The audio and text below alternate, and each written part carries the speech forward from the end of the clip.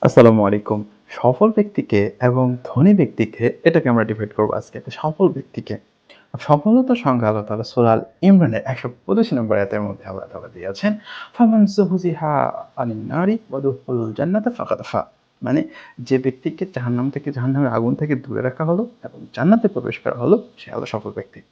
তাহলে ধনী ব্যক্তি হলো আ রাকাতুল ফাদর খায়রুম মিনাদ দুনিয়া ওয়া ফিহা। হাদিস নাম্বার হচ্ছে মুসলিম শরীফের হাদিস ৭২৫ নম্বর, আয়েশা বিনত আবু বকর রাদিয়াল্লাহু তাআলা হতে বর্ণিত।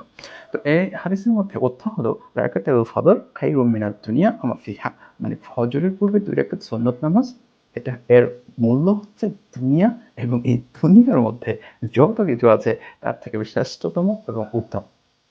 তাহলে এই পৃথিবীতে কত কিছু আছে? সবথেকে উত্তম হলো ফজরের ২ রাকাত সুন্নত নামাজ। তাহলে যদি আপনি পড়েন তাহলে আপনি শ্রেষ্ঠ ধনী।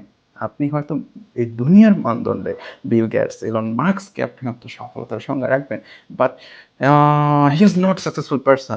If you cannot enter the Jannah, you are truly not successful person. And if you when you get the enter the Jannah and you will be successful person. আল্লাহ তাআলা সফলতার সংজ্ঞাটা এভাবে দিয়েছেন। তাহলে এখানে সর্বোচ্চ লেভেলের কথা বলা হয়েছে। এর থেকে আর কথা আপনি কি বলতে পারেন? এর থেকে আর মানে কথা কি হতে পারে? সর্বশেষ কথা যেটা বলা হয়েছে।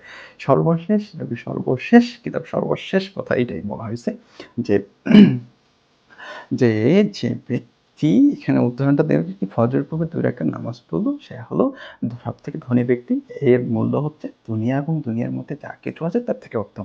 সফল ব্যক্তি হলো যাকে জাহান্নামের আগুন থেকে দূরে রাখা হয়েছে এবং জান্নাতে প্রবেশ করা হয়েছে। That's the very simple answer.